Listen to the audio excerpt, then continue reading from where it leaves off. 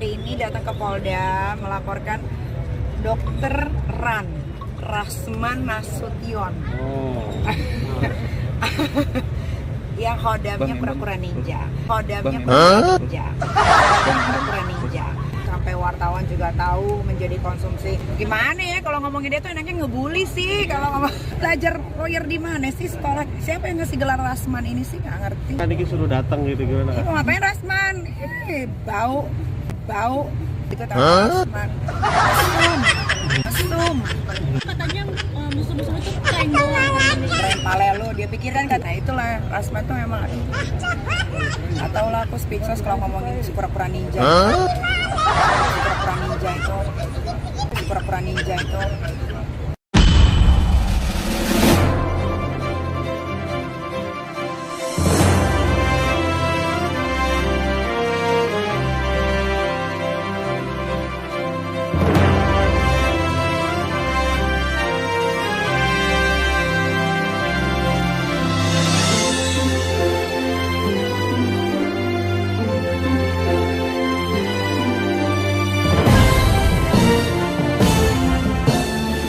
Hari ini datang ke Polda melaporkan Dokter Rasman Nasution. Yang hodamnya pura-pura ninja. Pura-pura ninja. Sampai wartawan juga tahu menjadi konsumsi. Gimana ya kalau ngomongin dia tuh enaknya ngebully sih. Kalau ngomong belajar lawyer di mana sih sekolah? Siapa yang ngasih gelar Rasman ini sih? Tadi suruh datang gitu gimana? Mau ngapain Rasman? Bau. Itu tahu Rasman. Mesum. Katanya musuh-musuh itu prank doang kan nih. Prank pale lu, dia pikiran kan. Nah itulah. Memang atau lah aku speechless kalau ngomongin si pura-pura ninja itu.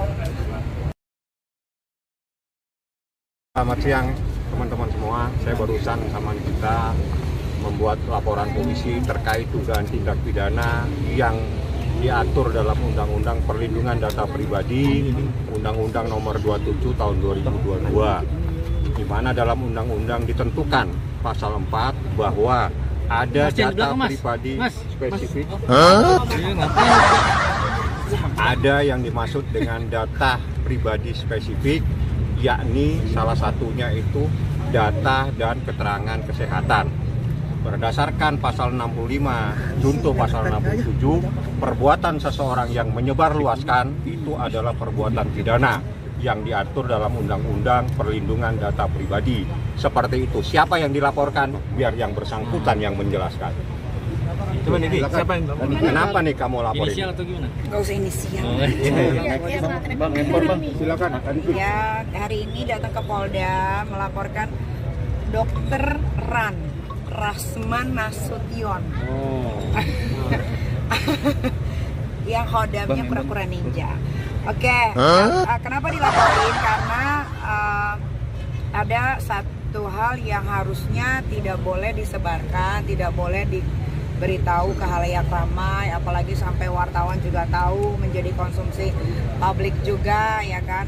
Biar bagaimanapun kan Laura anak masih di bawah umur, masih di bawah asuhannya Nikita Mirzani. Jadi apapun itu mengenai Laura harus berdasarkan izin dari orang tuanya. Harusnya Rasman sebagai lawyer katanya pinter dalam dalam memberikan informasi atau apapun itu, gitu kan. Tapi memang itu lagi kan, ya itu itu menurut Niki sih kayaknya ya nggak tahu ya, emang kayaknya gimana ya kalau ngomongin dia tuh enaknya ngebully sih kalau ngomong. Jadi ya mungkin itu ya Rasman mungkin mikirnya saat itu, gua keren nih bisa kasih bukti apa segala macam. Dia nggak mikir dampaknya setelah itu, atau dia nggak mikirin oh iya kalau misalkan gua menyebarkan ini kan ini ada undang-undang ya di negara Indonesia ini gitu kan. Bang, LP-nya berapa sih nomor LP-nya? Itu data-data apa? Data-data apa? Iya, apa Mbak yang disebarkan oleh Rasman, Mbak? LP-nya ini ya. Kalau apa yang disebarkan itu terjadi pada tanggal 20 September tahun 2024. Seperti itu. Dan rekan-rekan semua kebetulan hadir semua di situ. Dan ini adalah hal yang harus kita sampaikan karena ini Undang-Undang 27 tahun 2022 secara spesifik mengatur batasan-batasan dan apa yang diatur dalam undang-undang. Salah satunya data pribadi. Data pribadi termasuk nama seseorang, termasuk keterangan daripada kesehatan. Itu semua tidak boleh disebarluaskan. Ini supaya semuanya paham. Nah, makanya nih kita datang untuk memberikan pemahaman kepada orang yang tidak paham tentang masalah hukum. Bang, hasil USG berarti Bang kalau soal kesehatan Bang, hasil USG. Hasil USG kemarin. Hasil yang di tanggal Yang di 20 preskon tanggal itu. 20 ya, tanggal 20. Ancaman hukumannya berapa 4 Bang? tahun. Bukannya punya hak imunitas Bang. Suaranya keluar. Kenapa? Pengacara bukannya punya hak. Nanti dijelaskan saja. Jelaskan, dibuktikan kan gitu. Iya. Pengacara punya apa? Hakimun. Hak imunitas. Tapi kan itu anak-anak siapa? Ah. Padahal juga termasuk dilaporkan nggak sih? Iya dong. Jadi terlapornya 2 orang. Tadi yang dilaporkan. Terlapornya siapa aja Bang? Yang dilaporkan itu identitasnya Ran dan kawan-kawan. Fadel juga termasuk kah Pak Diki dalam laporan terbaru ini? Masuk. Masuk. Ah. Berarti hanya ada 2 orang nih. Banyak. Oh, termasuk Termasuk kakak-kakaknya keluarganya yang kemarin tadi ya? dibikin press. Pokoknya gini, Nanti lihat aja. siapa yang ada yang bisa terbukti dalam proses menyebarkan data pribadi seseorang, itulah yang nanti akan menjadi bagian dari persoalan hukum ini. Seperti itu. Ancamannya Bang 4 tahun. 4 tahun penjara. Lagian Rasman yang enggak aja orang anak masih di bawah umur kos ada USG-nya. Kan belajar lawyer di mana sih sekolah? Siapa yang ngasih gelar Rasman ini sih nggak ngerti. Artinya juga itu anak-anak akan mencari tahu, Mbak, USG-nya di mana tuh. Ya itu nanti bagian dari proses penyelidikan dan penyidikan. Jadi pasti akan ketahuan. Itu data dari mana, dapat dari mana. Karena begini, berdasarkan data yang ada sama saya, Laura tidak pernah menyampaikan apa-apa. Kaniki besok bakalan data soal Polres juga nggak sih Kaniki? Soal Tidak pernah pemeriksaan menyampaikan. Fadel mau datang ke Polres juga nggak besok? Pemeriksaan Kayaknya Fadel? nggak datang Bor. Kenapa? Kan Bang Rasman juga bilang katanya Kaniki suruh datang gitu gimana? Ih, mau ngapain Rasman? Bau. Jangan, kalaupun gua datang gua nggak mau deket-deket sama Rasman. Mesum. Kemarin sempat nantang juga soalnya Kemarin dia. bilang katanya musuh-musuh itu prank doang kan nih. Prank palelo, dia pikir kan katanya itu telepon kan, katanya kan video. Iya. Iya kan, nah itulah Rasman tuh memang aduh. Atau lah aku speechless kalau ngomongin si pura-pura ninja itu. Tapi bakal tetap ngawal kasusnya Fadel juga Oh yang iya dilaporan dong, di iya dong, itu, pasti, Kak? pasti. Jumat Pasti. besok Kaniki juga akan datang ketemu langsung. Belum tahu ya, kayaknya dia datang atau enggak belum tahu karena belum ada informasi juga dari Polres kan Bang ya, Belum tahu. belum ada. Tapi sejauh ini di pihak Fadel udah minta komunikasi dengan Kaniki nggak Mau soal pelaporan ngapain? itu? Mau ngapain? Mau ngapain minta komunikasi sama gue? Ada aja. Berarti nggak ada kata maaf ya? Nggak ada sama sekali, nggak ada. Oke, yuk. Yang diharapkan Kaniki Kak, apakah mungkin? Yang diharapkan Kaniki mungkin gimana? Kondisi Laura sendiri gimana kan? Oh, iya. Laura aman, dia masih di safe house. Tadi juga hari ini dikirimin buku untuk dia baca, dia belajar. Karena kebetulan memang Laura kan anak yang pintar sekali, dia IQ tertinggi. Dia juga berangkat ke UK itu bukan karena beasiswa, nggak ada di UK itu beasiswa tetap bayar karena dari hasil otaknya sendiri belajar. Jadi tadi habis dikirimin buku, terus dikirimin kacamatanya juga. Pokoknya keperluan dia selama di sana untuk belajar. Karena kan di sana nggak nonton TV, nggak megang handphone, nggak bisa berkomunikasi dengan siapapun kecuali saya. Kaniki tapi komunikasinya gimana Kaniki sendiri? Udah mulai komunikasi udah baik belum sama Kalau komunikasi secara langsung belum, tapi pasti sama apa Bang yang jaga? Dari unit perlindungan perempuan dan anak. Ya biasanya mereka yang menyampaikan keadaannya Laura hari ini bagaimana gitu karena kan biar gimana pun Laura masih shock dengan keadaan yang sekarang ya kan, mungkin dia harus beradaptasi lagi dengan lingkungan yang baru.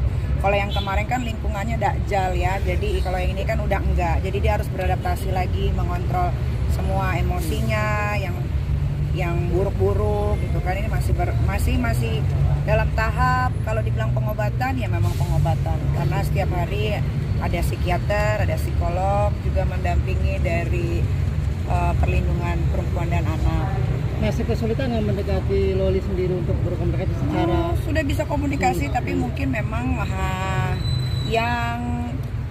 yang ringan-ringan saja gitu. Kalau yang udah masuk ke masalah ini dia masih belum.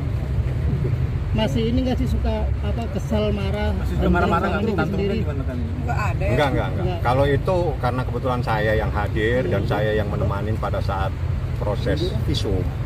Itu visum berjalan tanpa saya dampingi, bahkan dia minta semua keluar. Artinya dia dalam keadaan tenang, dia dalam keadaan paham apa yang dilakukan oleh ibunya. Karena berkali-kali saya katakan apa yang dilakukan oleh mamamu dari apartemen sampai di saat ini adalah untuk perlindungan pada kamu, untuk memberikan perlindungan dan keadilan buat kamu, itu yang kamu paham. Mungkin dia memahami, karena itu yang selalu saya sampaikan pada saat saya bertemu dia. Nah, pada saat dilakukan visum, dia datang sendiri tenang, dia tidak teriak-teriak, jalan sendiri masuk ke tempat. Setelah itu semua disuruh keluar, hanya dokter. Jadi ada Edwin pun disuruh keluar. Artinya dia ingin sendiri, ingin tenang sendiri. Dengan demikian maka Laura lebih tenang keadaannya dan lebih bisa menghadapi persoalan itu. Artinya komunikasi dengan abang sudah lancar bang ya? Ya, waktu itu komunikasi lancar. Kalau kemarin supaya saya tidak mengganggu proses visum, setelah saya lihat saya serahkan kepada dokter karena itu menjadi bagian dari dokter. Saya sama Edwin ada di luar. Udah dijemput Laura belum sih Kaniki? Laura belum boleh dijenguk. Kaniki sendiri sudah mengetahui kapan visum? Sampai batas waktu yang tidak bisa ditentukan. Kalau emosinya sudah bisa terkontrol dengan baik, baru bisa. Oke. Kaniki sendiri sudah mengetahui hasil visum kah? Tapi visum sudah sempurna bang, hasil visum Aja sudah. yang bikin gua Visum hasilnya luar biasa sekali karena visum itu adalah bagian, jadi gini, pada saat visum yang pertama Laura dalam keadaan datang bulan, sehingga menurut dokter perlu dilakukan visum pada keadaan dia bersih. Seperti itulah. Jadi itu bukan apa. Jadi supaya paham semua, Lin, kok ada visum 2 kali. Visum yang pertama karena dia barusan dari apartemen langsung divisum karena memang begitu kewajibannya. Tapi posisinya dia pada saat itu datang bulan, sehingga dokter bilang lebih baiknya kalau divisum lagi. Nah, itu visum yang kedua inilah dalam keadaan visum yang sangat sempurna dan kita sudah tahu semua hasilnya. Reaksi Niki gimana nih? reaksi Fadel kayaknya nggak bakalan gue lepasin deh, bakal gue penjarain sampai tua di situ. Termasuk laporan ini ya? Maksimal, hukuman maksimal Kaniki. Ya selama-lamanya lah kalau bisa. Maksimal kan 15 tahun, itu 1 laporan polisi. Itu baru 1. Kita lagi cari dia punya beberapa perbuatan dia, lagi kita kumpulkan. Nah seperti ini, kita nggak pernah cerita apa-apa, tiba-tiba nih kita ada di Polda langsung membuat laporan. Ya itulah Nikita Mirzani. Nggak pernah mau cerita, tiba-tiba lapor polisi saja.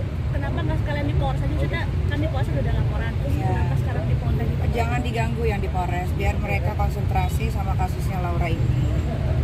Bagi-bagi. Oke. Itu nanti urusan penyidik. Pak. Perkembangan itu. Urusan penyidik. Bang, berarti kalau dibilang surat yang kemarin tunjukkan USG itu ini bang apa? Tidak asli atau Bukan, gini-gini, semua harus paham ya, apa yang dilakukan anak di bawah umur itu tidak mempunyai kekuatan hukum. Satu, yang kedua, apa yang ada pada data anak di bawah umur itu adalah data pribadi.